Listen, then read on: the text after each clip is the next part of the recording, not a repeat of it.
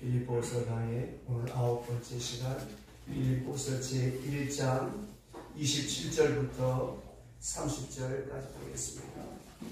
빌립보서 제1장 27절부터 30절, 신약성경 318면 빌립보서 제1장 27절부터 30절까지 함께 소리를 모아서 공부하겠습니다. 오직 너희는 그리스도의 복음에 합당하게 생활하라. 이는 내가 너희에게 고난하다 했으나 너희가 한 마음으로 서서 한 뜻으로 복음의 신앙을 위하여 협력하는 것과 무슨 일이든지 대적하는 자들 때문에 두려워하지 아니하는 이 일을 듣고자 합니다. 이것이 그들에게는 멸망의 증거요 너희에게는 구원의 증거니 이는 하나님께로부터 하는 것이라. 그리스도를 위하여 너희에게 은혜해 주신 것은 다만 그를 믿을 뿐 아니라 또한 그를 위하여 고난도 받게 하여 하십니다. 너희에게도 그와 같은 싸움이 있으니 너희가 내 안에서 본 바요 이제도 내 안에서 듣는 바니라. 아멘. 오늘 빌립보서 강의 9번째 시간을 맞이합니다. 여기 주신 말씀에 보면 이 복음에 합당한 생활이 뭐냐 하는 문제에 대해서 바울이 아주 심도 깊게 또 선교신학적으로 이것을 우리에게 말씀하는데, 이 복음이 뭐냐라고 하는 문제는 선교신학적으로 많은 질문이 나오는 그러한 말이기도 합니다. 복음이 뭐냐? 한문을 빌리면 복복자에다가 소리음자를 써서 이 말 그대로 기쁜 소식이죠. 이 뭐가 기쁜 소식이냐라고 하는 것입니다. 우리가 사는 세상에 내게 기쁜 소식이 뭐가 있겠습니까? 사람들은 이 기쁜 소식을 생각할 때 자기를 기준으로 해서 생각합니다. 내가 건강해지고, 내가 자유로워지고, 내가 돈 잘 벌고, 내가 소원을 이루는 이런 주관적인 의미에서 이 복음이라고, 기쁜 소식이라고 이렇게 정의를 합니다. 또 하나의 정의는 내 개인의 중심이 아니라 하나님 중심적인, 그리스도 중심적인 의미에서 복음을 정의하기를, 이것은 주님께서 우리를 구원하시는 역사가 복음이다, 이렇게 정의를 합니다. 이 말이 무엇입니까? 우리의 죄 문제, 우리의 생명의 문제, 우리의 죽음의 문제, 우리의 영생의 문제, 이것이 우리의 어떤 지식의 카테고리 안에, 또 우리의 이성의 한계 안에, 우리의 철학적 사고 안에 닫혀져 있었어요. 이게 다 끝이고 해결하는 방법을 몰라서 자연 앞에, 우상 앞에, 무당 앞에 별짓들을 다 하죠. 심지어 풍수지리를 보는 둥 이런저런 일을 많이 했잖아요. 이런 거를 초월해서 우리의 문제는 예수 그리스도가 구원해 주시고 해결해 주신다.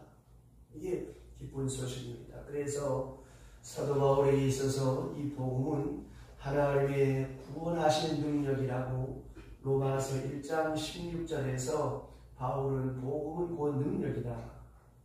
그러니까 복음은 지식도 아니고 철학도 아니고 그리고 이념도 아니고 단순한 진리도 아니고, 특별히 고린도전서 1장 18절에 보게 되어지면 복음은 곧 하나님의 능력인데 우리 죄인을 구원하시는 능력이다, 이렇게 말씀하고 있습니다. 여러분, 세상에는 의로운 사람, 선한 사람, 공로를 세운 사람들이 다 사람들이 추앙하고 높이고 그의 이름을 영화롭게 말하지만, 누가 죄인을 위해서 죽으며 누가 죄인을 위해서 희생하고 누가 죄인을 위해서 대신 매를 맞은 사람이 누가 있겠습니까?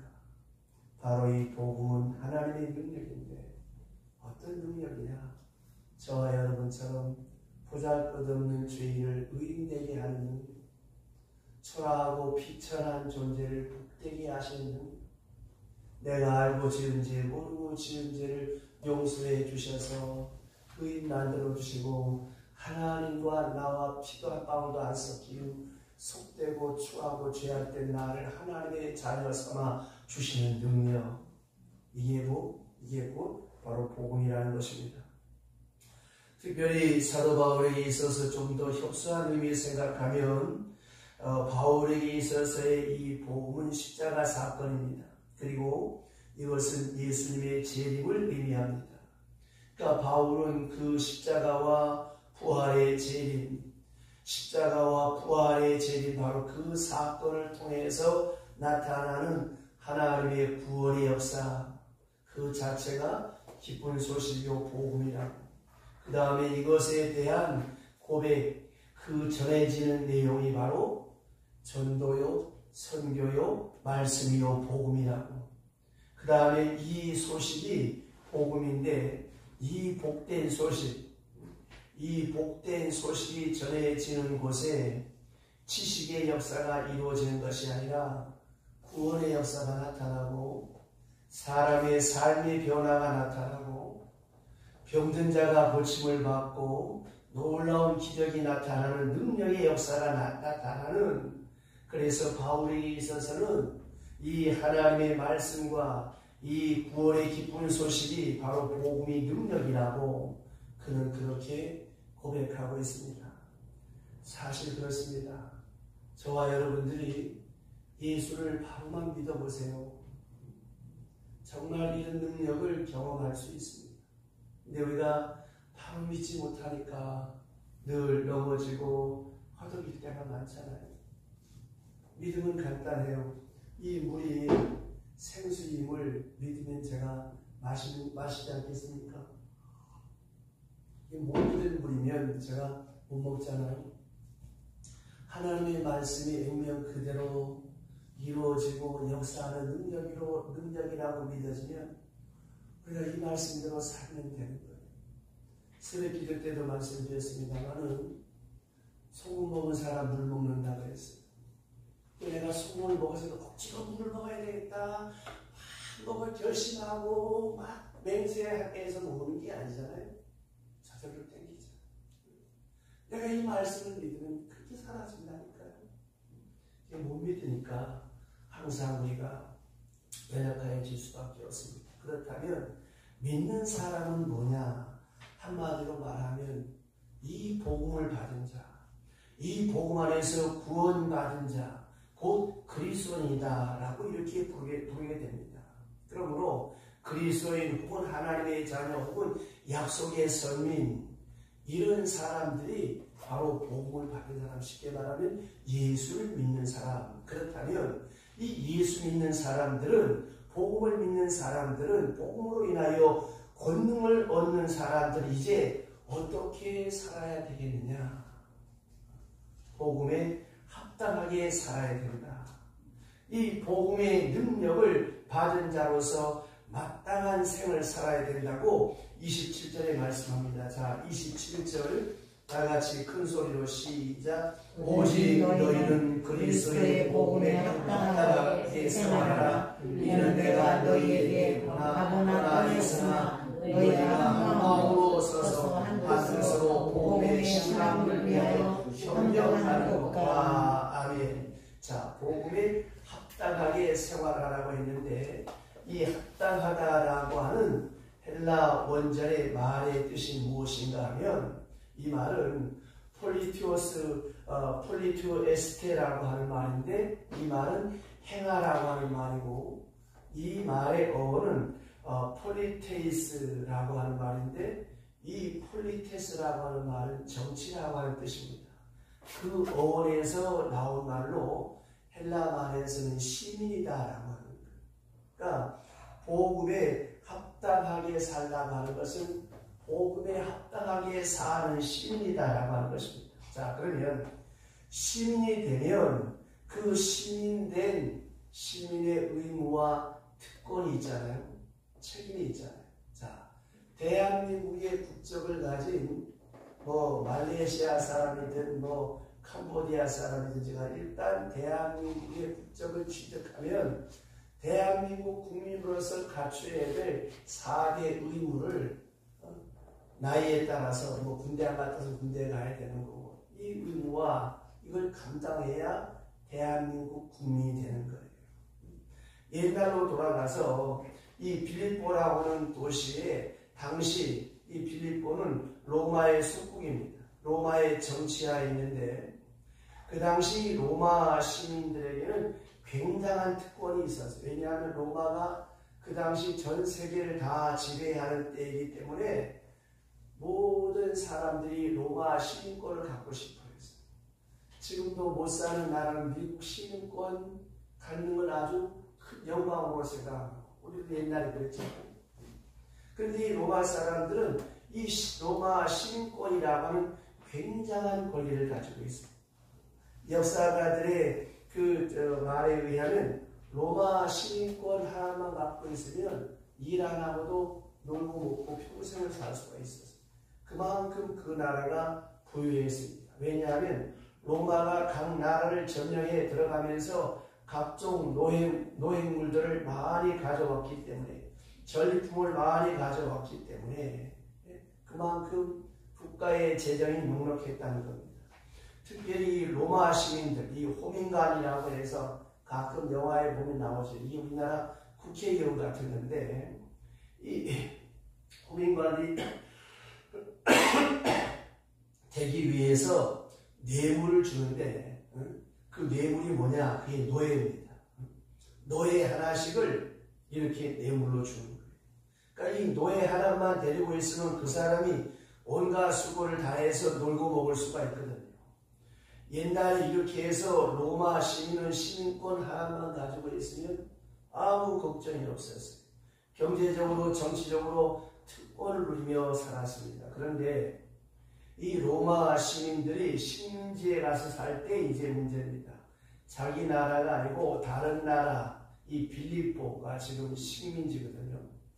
여기에 로마 시민이 딱 들어가 살게 되어지면 이게 지금 로마 시민으로서의 대단한 권한을 갖고 있는 그런 때이기 때문에 저들은 어디를 가나 로마 시민의 특권을 누릴 뿐만이 아니라 로마 시민이라고 하는 자기 풍습과 채통을 지키며 삽니다. 로마 시민은 배가 고파도 절대로 구걸하면 안 돼요. 로마 시민은 적어도 이렇게 살아야 한다라고 하는 게 있는데, 그 중에 몇 가지가 있는데, 그 중에 하나가 뭐냐면 로마 시민은 어느 나라에 가든지 뭐 그 나라 사람들이 알아먹든지 못 알아듣든지 간에 항상 로마 언어를 씁니다. 이 로마 언어, 라틴 말을 쓰단 말이죠. 그리고 로마 사람으로서의 그 옷을 입었어요. 언제나 자기 나라 옷, 자기 이름을, 자기 옷을 입고 자기 이름을 가지고 살았습니다. 이것이 로마 사람들의 특징이에요. 그래서 어디를 가나 그 사람들이 불기도 불편하든지 말든지 간에 라틴어로 된 자기 이름을 가지고 그리고 다니는 거예요. 이게 바로 로마 사람들이 로마 사람으로서 살아가는 삶의 양식입니다. 그 당시 사람들이, 로마 사람들이 이제 이 권리가 상당한데 자기 말, 자기 옷, 자기 풍습, 자기 언어 그대로 가지고 살아가는 거예요. 참 시국까지는 그렇게 쉽지 않거든요. 이스라엘 사람들도 미국에 가보면 지금도 한여름에 유대인들은 시계 속에 까만 그 속에 망토를 크게 내려입고 까만 모자 쓰고 수염 기르고 그리고 삽니다. 그리고 회당에 가고, 또 특별히 유대 사람들 중에서 아주 보수적인 사람들은 자기 풍속, 자기 언어, 자기 의상 그대로 입고 삽니다. 그리고 꼭 안식일을 지키고, 안식일을 지키는데 직장에서 이것 때문에 문제가 되면 직장을 그만두는 이상, 그만큼 철저하게 이방 땅에 살면서 유대인이라고 하는 자존심을 굽히지 않고 그 풍습대로 그렇게 살아갑니다. 그것처럼 로마 사람들이 어디를 가나 로마 사람답게 살아가는 것. 그것이 오늘 성경에서 말하고 있는 마치 로마 사람들이 어디를 가나 로마 사람처럼 살아가는 것처럼 예수 믿는 사람들은 어느 장소 어느 곳에 있든지 예수 믿는 사람답게 살아라. 그래서 그 말이 복음에 합당하게 생활하라 하는 말의 뜻입니다. 그러면 복음에 합당한 복음으로 인하여 은혜로 구원받은 십자가의 은혜로 구원받은 그리스도의 제자 하나님의 자녀 그는 어디에 있든지 자, 이 세상에 가서 어디에 살든지 예수 믿는 사람으로 천국 시민으로 합당하게 살아야 된다는 거예요. 그리스도인의 이름만 가지고 그리스도의 언어만 가지고 그리스도의 행위 그리스도의 풍습만 가지고 자기 나름대로 복음적인 자기 풍습만 지키고 살아가는 것이 아니라 껍데기만 그런 것이 아니라 실제의 삶을 그렇게 살아가야 된다라고 하는 것입니다. 다시 말씀드리면 자기 규례를 지키고 사는 것. 이렇게 타협하고 저렇게 타협하는 것이 아닙니다. 마치 오리가 물에 떠 있지만 오리 깃털에는 물이 묻지 않는 것처럼 그리스도인은 세상에 살지만 세속에 물들어서는 안 되는 거예요. 어디 가나 복음에 합당하게 그리스도인으로 당당하게 살아가야 된다라고 하는 것을 사도 바울이 권면하고 있습니다. 자, 이 말씀을 우리가 생각해 볼 때 우리는 참 돌아봐야 될 게 참 많죠. 그 노아 시대에 보세요. 다 그 밥에 그 나물이 됐어요.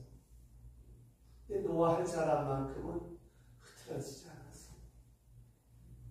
그러니까 여러분 우리가 그리스도인으로서 복음에 합당하게 산다는 것이 그렇게 쉬운 게 아닙니다.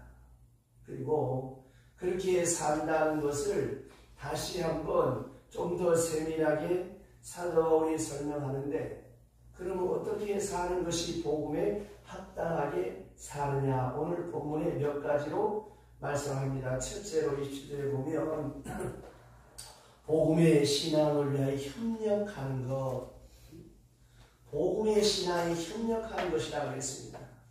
이 신앙에 먼저 자기 자신을 헌신하고 그리고 기회를 얻든지 못 얻든지 복음을 전하고 어디 가나 복음을 전하고 전도에 힘쓰는 마음으로 사는 것이 예수 믿는 사람의 특징이요 복음에 합당하게 사는 것이다 라고 하는 것입니다.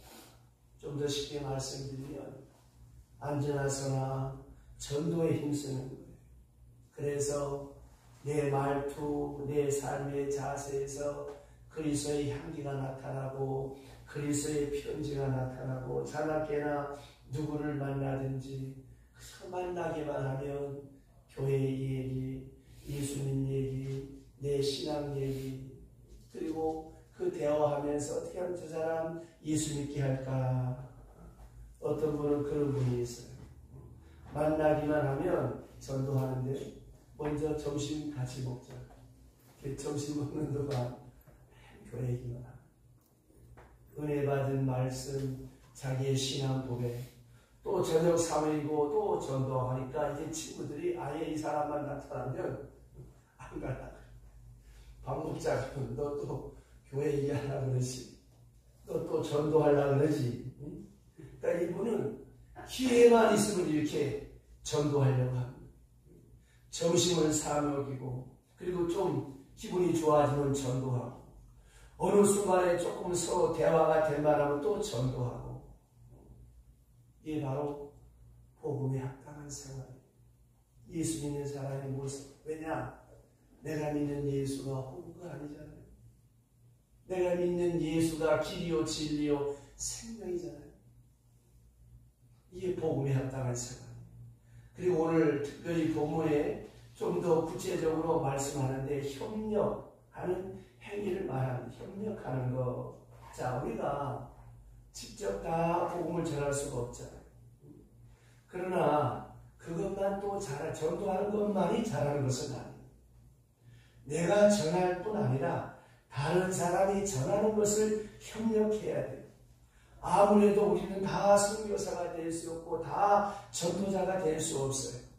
넓은 의미에서 전도지만 좁은 의미에서 저와 여러분 모두가 다 전도자가 아닙니까? 협력자죠.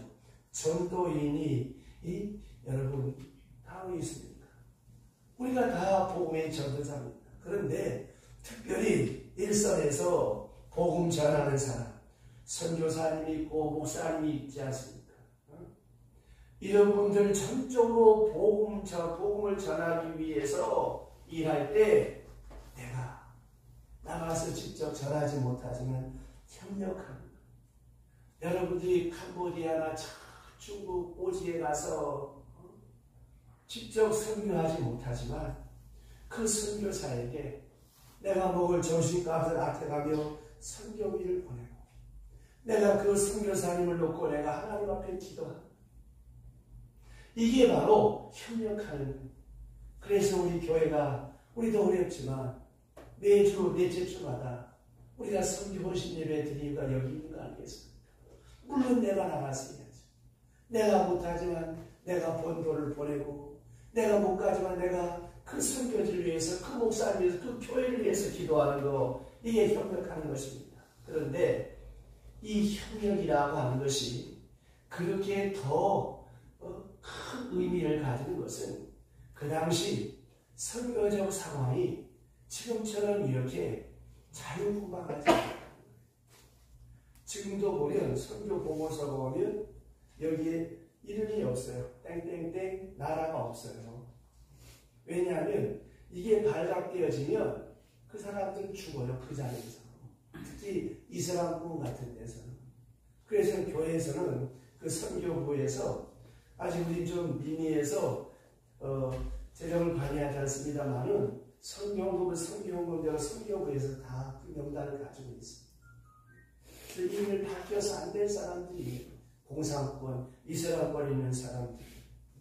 그런데 이 사람들이 거기에 어떻게 들어가는가 하면 전부 다 장사하러 들어가는 거예요. 의사로, 약사로, 미용사로 가서 그들에게 복음을 전하는 거예요. 쉽게 말하면 이 선교사가 선교사인 것이 밝혀지면 쫓겨납니다. 원래 선교는 좀 속된 말로 말하면 선교사는 간첩이에요. 한마디로 말하면 스파이라는 거죠. 선교사 이름으로 이슬람권에 어떻게 들어갑니까? 공산권에 어떻게 들어갑니까? 그러니까 사업하는 분들, 그쪽에 공장을 지어서 거기에 들어갑니다. 거기에 그 기관을 통해서 간접적으로 전도를 합니다. 그래서 이렇게 오지에서 온 편지를 보게 되어지면 그런 게 있어요. 우리가 이렇게 지금 여기 예수 믿는 사람이 많은데 한국에서 이분들을 전도할 수 있도록 어떤 사업가를 좀 보내달라. 그런 병원을 세우든지 공장을 세우든지 미장원을 세우든지 식당을 세우든지 그렇게 위장해서 들어가는 거예요. 가서 그 사람들 조업으로 일시키면서 거기서 몰래 수고 예배드리고 기도하는 거예요.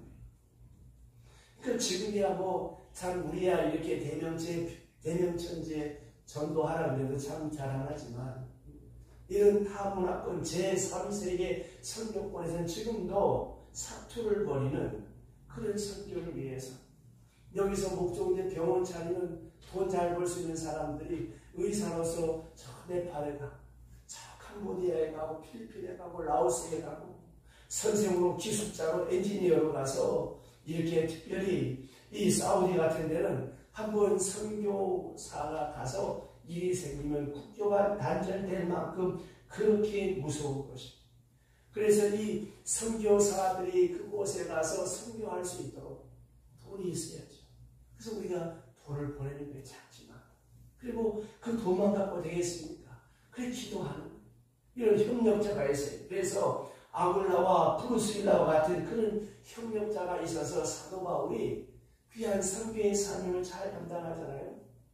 누군가가 자기 집에 모셔놓고 그걸 생명을 걸고 이렇게 전도할 수 있도록 길을 열어주어야죠.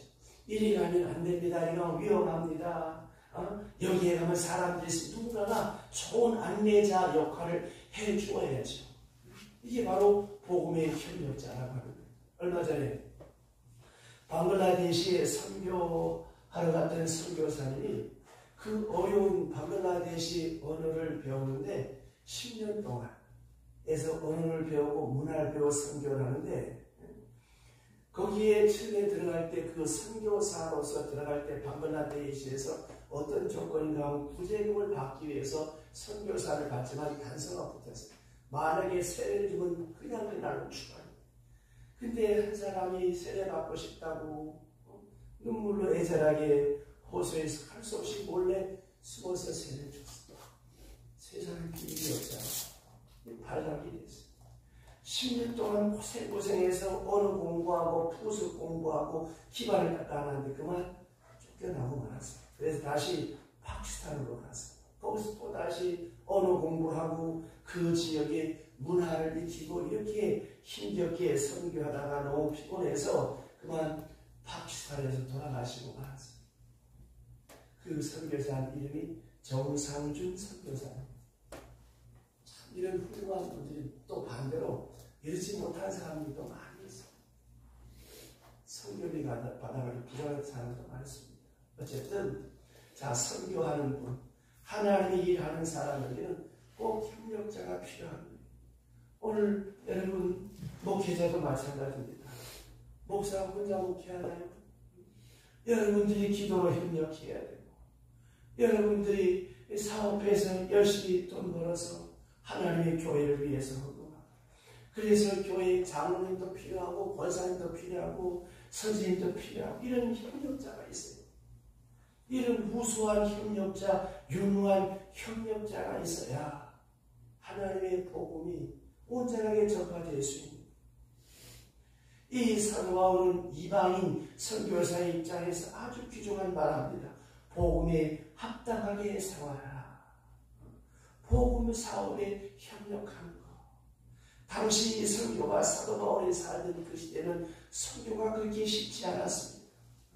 전혀 복음이 전해지지 아니한 곳에 예수가 뭔지도 모르는 곳에 위험한 곳에 들어가는데 사도 바울은 누구보다도 협력자가 얼마나 중요한가 하는 것을 알고 있었어요. 협력자를 잘 만나면 선교에 성공하고 교회를 세울 수 있어요. 협력자를 잘못 만나면 그 전도자는 전도하다 말다 쫓겨나고 매맞고 감옥에 들어가게 됩니다. 이렇게 어려운 때예요. 그래서 그를 돕는 자가 필요했습니다. 때로 경제적으로, 정치적으로, 사회적으로 때로는 이런 심부름도 하고 비밀한 심부름도 하는 많은 협력자가 필요한 거예요. 하나님의 사업을 하는 일에 있어서 어느 뭐로든지 협력자가 되어져야 되는 것입니다. 반대로 방해자가 된다면 이건 용서할 수 없는 것이죠. 하나님의 사업, 이 선교 사업을 이루는데 우리가 어떤 모습으로든지 어떤 일로든지 중요한 것은 협력자요 동역자가 되는 거예요. 어떤 동역자? 기도로, 경제적인 면에서 말입니다. 복음에 합당하게 생활하라. 좋은 협력자가 되라고 하는 것이죠. 그 다음에 여기 28절에 보면 두려워하지 않는 것이라 그랬어요. 복음에 합당하게 사는 삶의 두 번째가 두려워하지 않는 것. 대적하는 자들 때문에 두려워하지 아니하고, 두려워한다는 말은 말 그대로 겁낸다는 뜻이죠. 겁내고 놀란 새처럼 조마조마하게 비겁하게 일종의 패배죠. 패배의식 속에 빠지면 안 된다는 거예요. 그래서 우리는 이 복음에 합당하게 생활한다고 하는 말이 구체적으로 무엇이냐? 신앙적 담력을 가지고 사는 거예요. 이게 복음에 합당한 생활입니다. 대적자들에 대해서 우리가 담대해야 돼요. 왜? 복음에 합당하게 살기에, 그리고 복음 자체가 능력이기 때문에 두려워하면 안 된다는 것입니다. 생각해 보세요. 예수님께서 말씀하시기를 복음에 합당하게 생활하는 삶의 모습을 마태복음 10장 28절에 이렇게 말합니다. 몸은 죽여도 영은 죽이지 못하는 자를 두려워하지 마라. 너희가 핍박을 받아도 죽어도 몸은 죽이지만 영은 죽지 않지 않느냐. 그렇지 않습니까?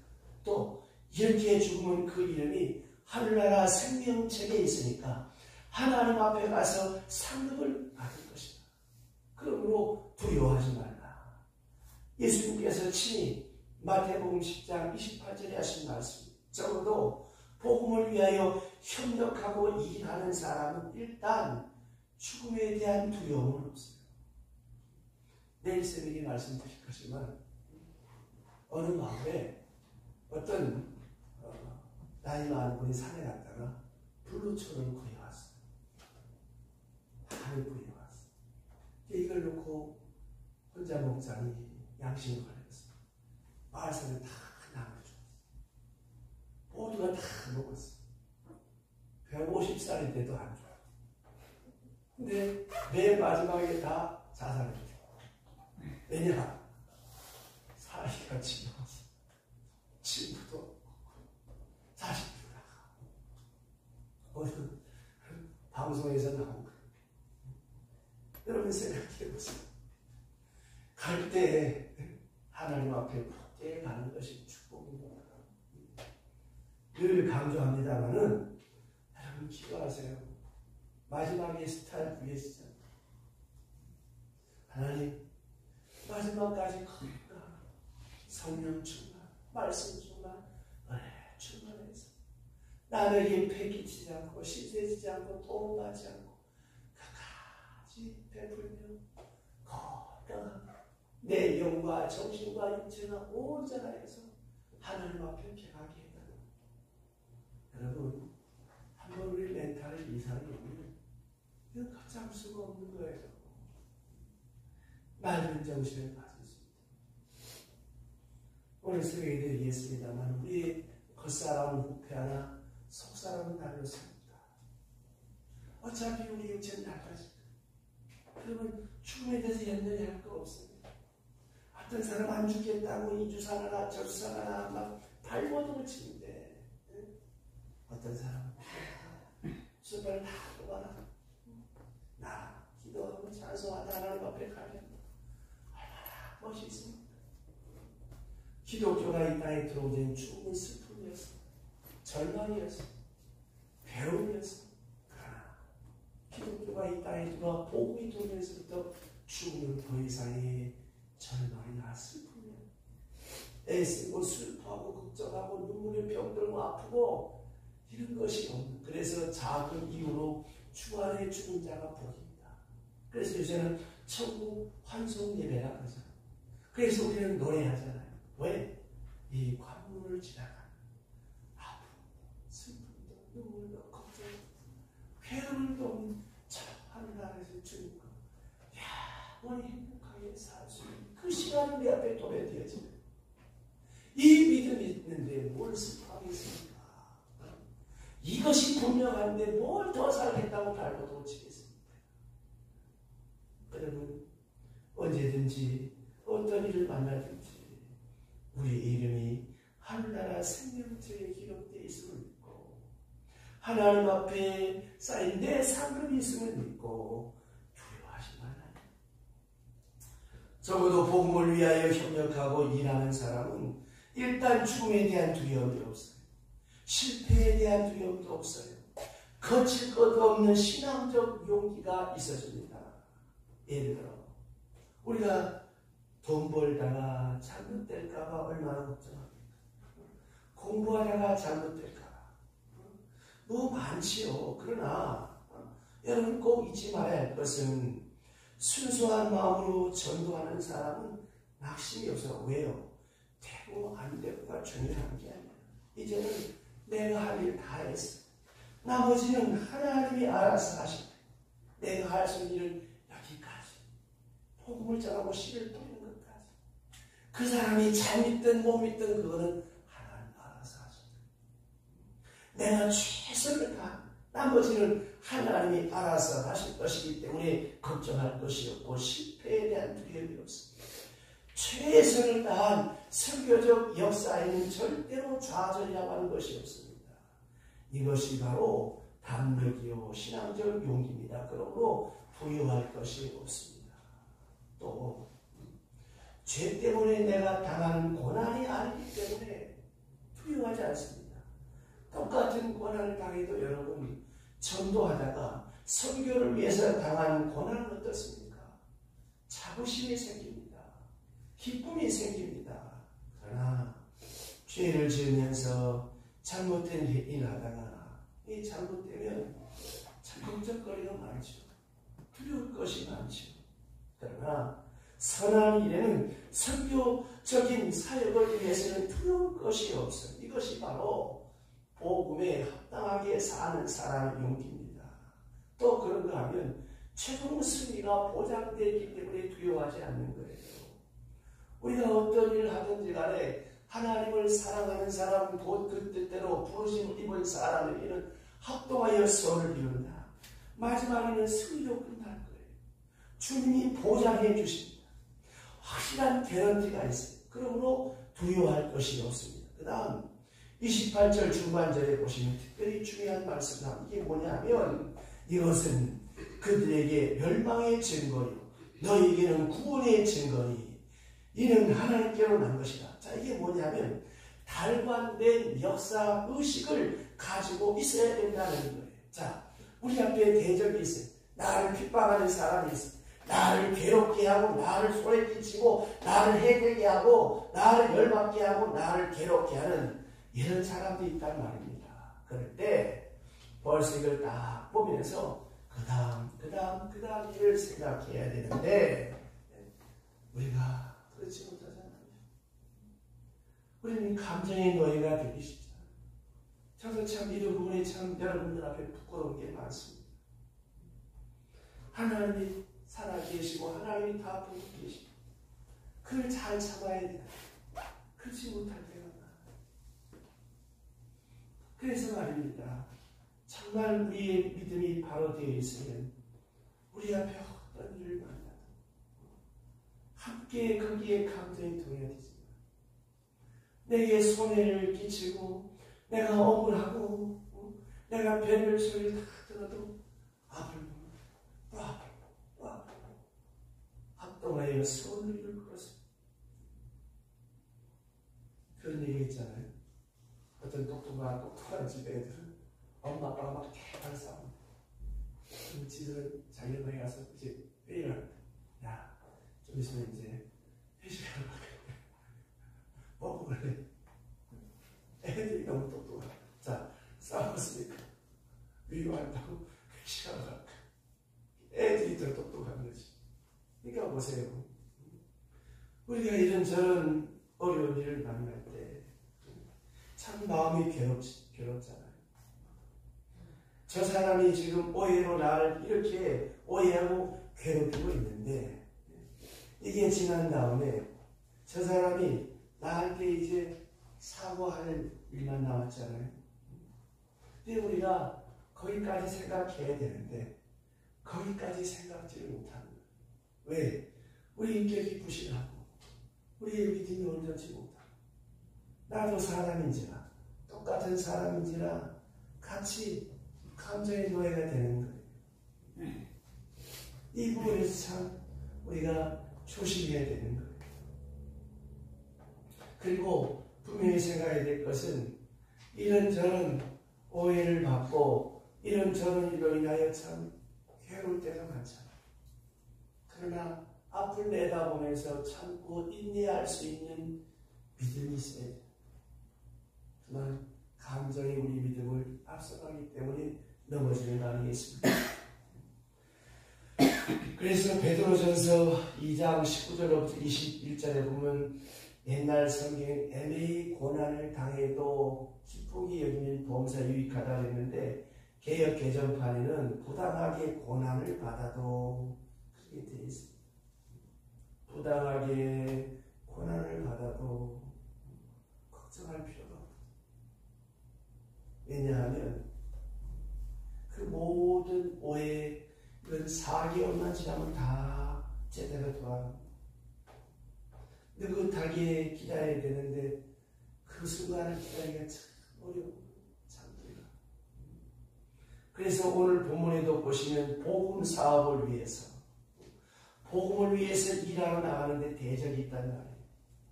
방해자가 있단 말이에요. 핍박자가 있단 말이에요. 나를 괴롭히는 사람이 있단 말이에요. 그럴 때 어떻게 해야 되겠느냐. 사도 바울은 28절 하반절에 아주 도통한 말씀을 가르쳐 줍니다. 이것이 그들에게 멸망의 증거요 너희에게는 구원의 증거니. 어떻습니까? 아주 멋진 말씀이죠. 이 사건이 이렇게 되고 나면 핍박하는 저 사람은 심판의 증거가 되고, 이거는 복음을 저해하고 복음을 방해하는 저 사람들은 심판을 받을 것이고 망하게 될 것이고 분명히 하나님의 보험이 있다는 거예요. 그러니 기다리면 되는 거예요. 동시에 이쪽에는 어떻습니까?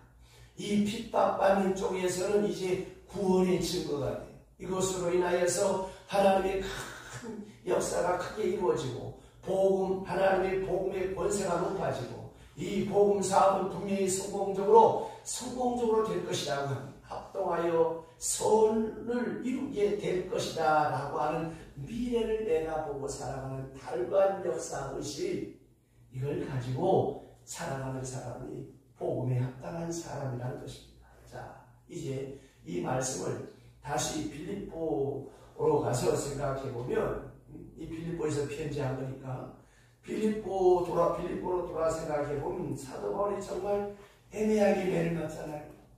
지나가다가 귀신 들린 아이 병 하나 고쳐줬는데 이게 문제가 돼가지고 지금 빌립보 감옥에 매 맞고 갇혔단 말이에요. 죽도록 매를 맞고 갇혀서 감옥에서 하나님 앞에 찬송을 부르는 그 매 맞을 때 기가 막히게 괴롭고 억울하죠. 그러나 바울은 원망 안 했어요. 하나님 앞에 감사했어요. 매 맞으니 감사하고 상급 받으니 감사하고, 그리고 찬송을 부르는데 감옥이 열렸죠. 옥사장이 회개했죠. 자, 이제 생각해 보세요. 그 옥사장이 가만히 있었겠습니까? 자기 집에 초대해서 아주 대접을 잘 했겠죠. 매 맞을 때는 참 괴로웠지만 그 옥사장 집이 구원받는 걸 볼 때 얼마나 기뻤겠습니까? 그 순간을 생각해 보세요. 사도 바울에게 되어진 그 모든 생활의 전부가 이렇게 역전승이었어요. 그렇기 때문에 그는 그 경지에서 빌립보 교회의 성도들 향하여 말합니다. 빌립보 교회의 성도들아, 내가 그 빌립보에 있을 때 당한 거 못 봤냐? 다 봤잖냐? 대적이 있었다고. 복음 사업은 성공적으로 될 것이고 너에게는 구원의 증거요 방해하고 핍박하는 자들의 멸망한 증거가 나타날 거니까 두려워하지 마라.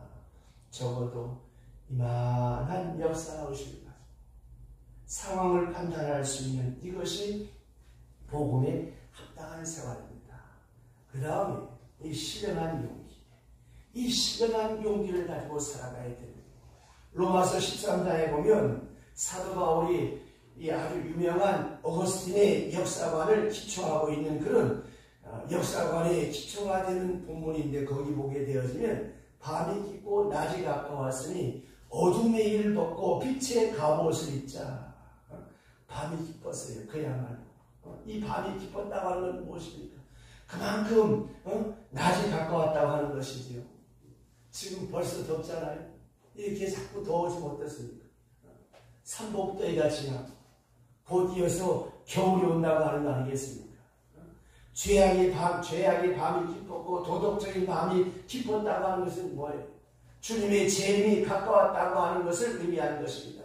이것을 바라볼 줄 알아야 되는 거예요. 그래서 저들에게는 멸망의 증거요 우리는 구원의 증거다. 아주 엄청난 믿음이, 엄청난 신앙입니다. 엄청난 역사를 달관해서 저 앞을 내다보는 사도 바울의 신앙을 그 편지 중에서 곳곳에서 우리가 볼 수 있습니다. 그런 중에 오늘 말씀하는 게 두려워하지 말라. 두려워하지 않을 것은 이것이 바로 저희에게 멸망의 증거여 너희에게는 구원의 증거이기 때문에 이렇게 사는 것이 바로 복음에 합당하게 사는 것이다. 예수 믿는 사람의 삶의 모습이라고 말합니다. 예수를 믿고 부활을 믿는 사람, 그리고 하나님의 구원의 경륜과 그 섭리를 확실하게 믿는 사람은 이렇게 사는 것이라고 설명해 주고 있습니다. 그 다음에 이어서 복음에 합당하게 사는 사람은 은혜의 중심에 이해가 있어야 된다는 말이에요.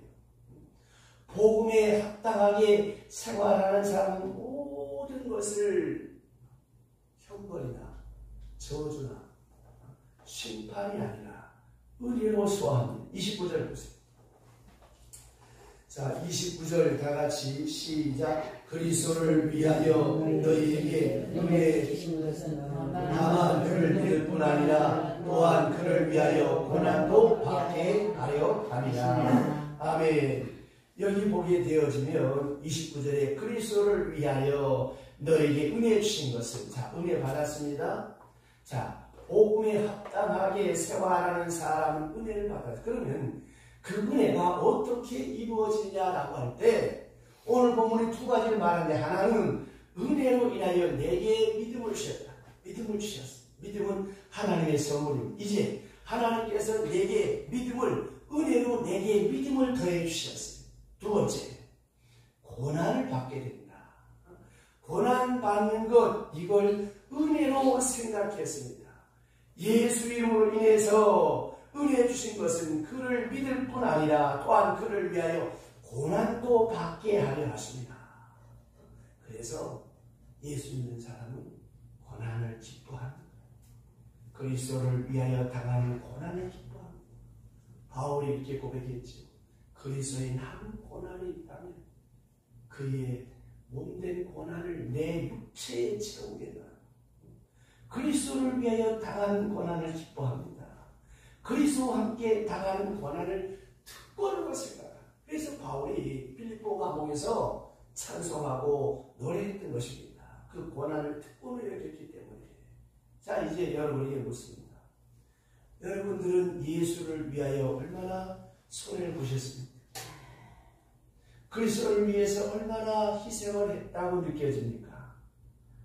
바로 그만큼 영광이 있고 그만큼의 기쁨이 있습니다. 이것이 특권입니다.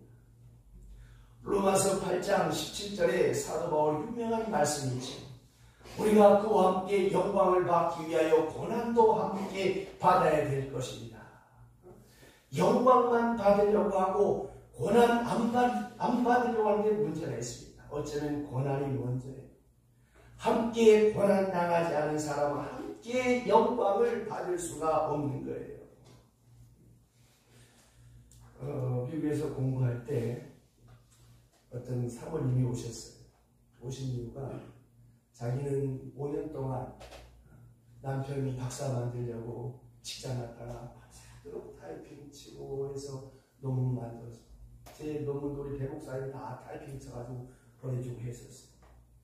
그래서 그 학위 받을 때 그 사모님 머리에 박사학위 가운 입히고 모자 씌워주는 그런 장면이 있었는데, 자 보세요. 아내가 됐든 남편이 됐든 얼마나 그 아내를 위해 남편의 희생을 많이 했느냐, 거기에 남편의 값이요, 거기에 아내의 값입니다. 그 남편과 함께 고생을 많이 했기 때문에 그 아내가 소중합니다. 아내와 자녀들을 위하여 희생을 많이 한 아빠이기 때문에 존경을 받는 것입니다. 예를 들면 남편은 열심히 고생하고 있는데 아내는 앉아서 TV나 보고 있었다면 어떻게 그 기쁨이 있겠습니까? 함께 고생하고 함께 고난을 겪었기 때문에 영광도 함께 누리는 거예요. 그리스도를 위하여 그리스도와 함께 복음을 위하여 복음과 함께 고난 당하지 않으면 모릅니다.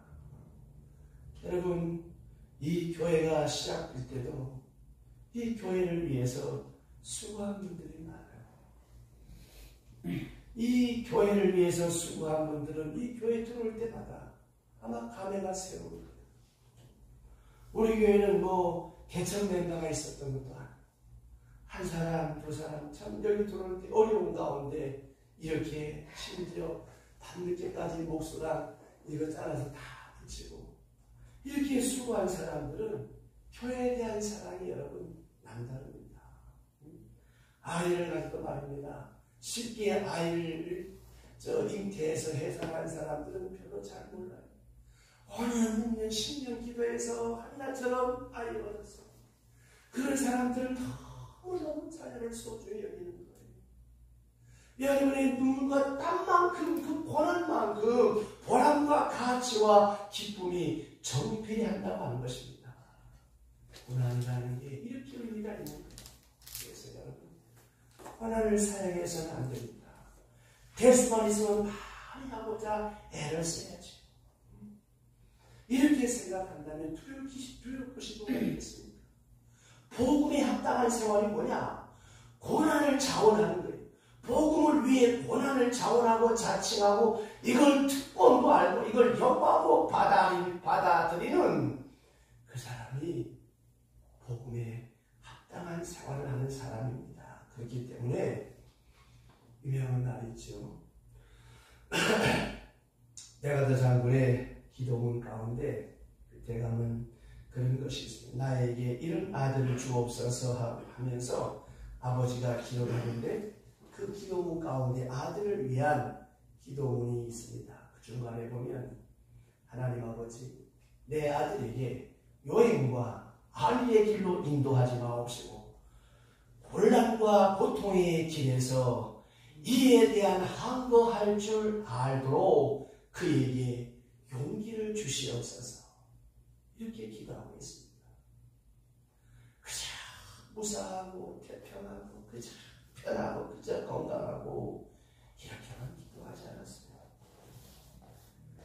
아니란 길도 말고 요행한 길도 말고 오직 곤란과 고통을 주십시오. 그리고 이 고통을 이길 수 있는 용기를 주시옵소서.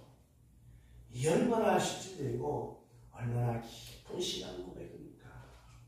기도합시다.